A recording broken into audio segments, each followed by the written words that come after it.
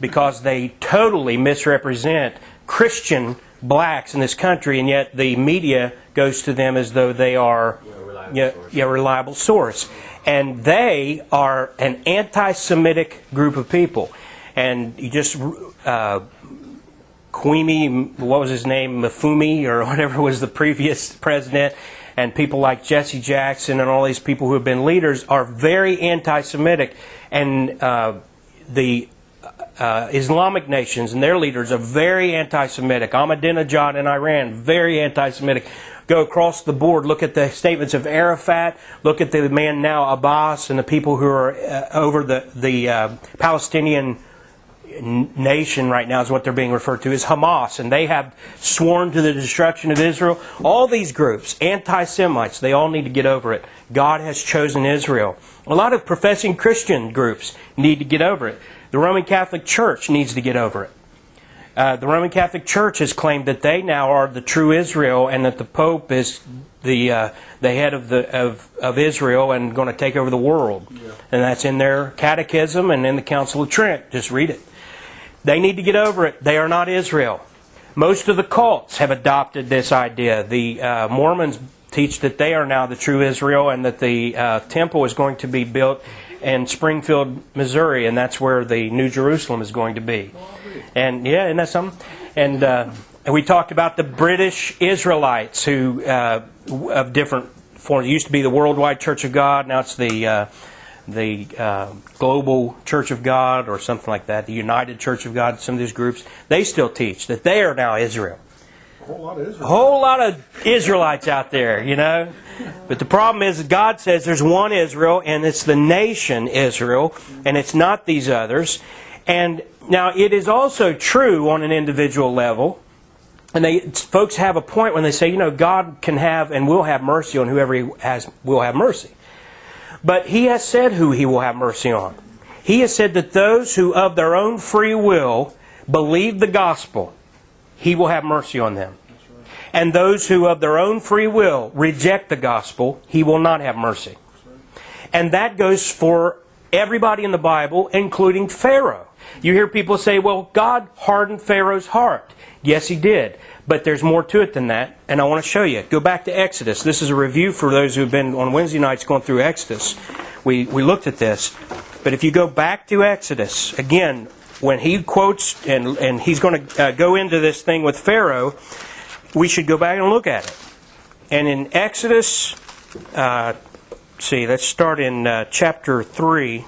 God has just said, Moses, you're the man. And Moses argues. And Moses is basically told to shut up because I made your mouth. Yeah, you know, don't tell me you stutter. Stutter.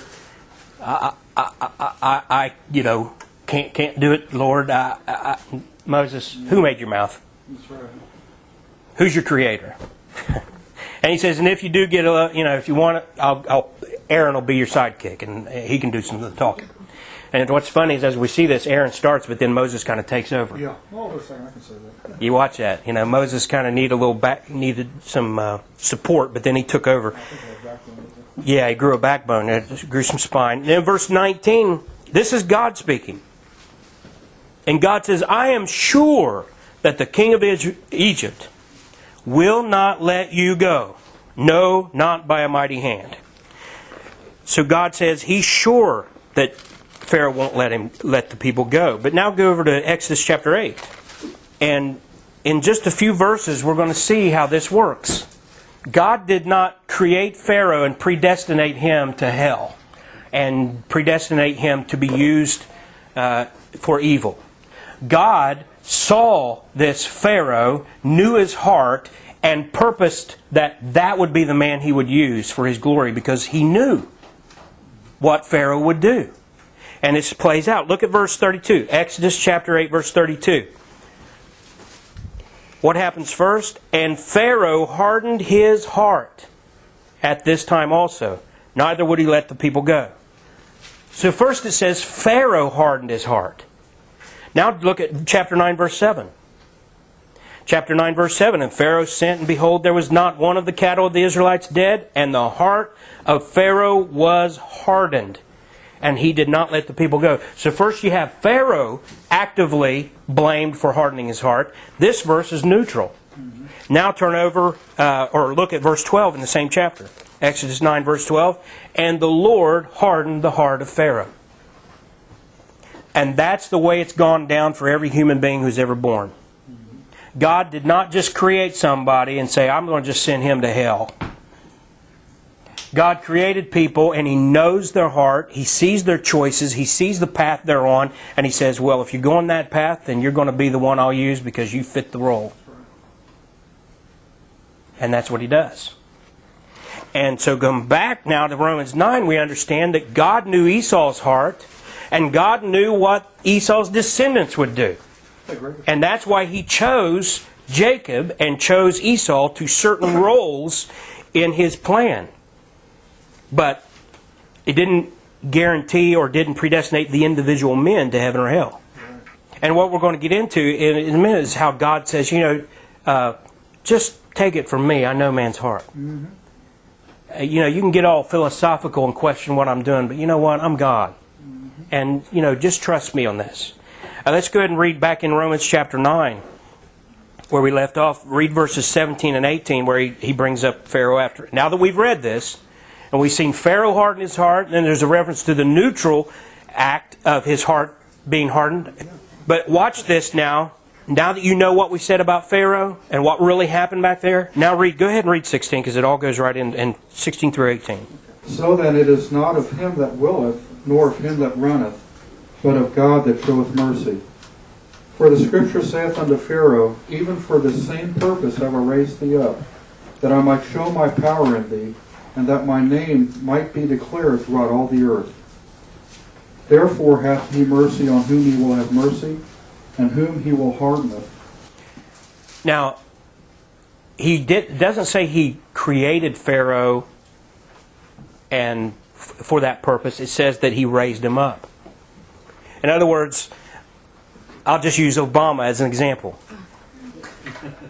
Obama has been raised up by the Lord. I believe that. But why? Did God create Obama to be a reprobate? No, but He is.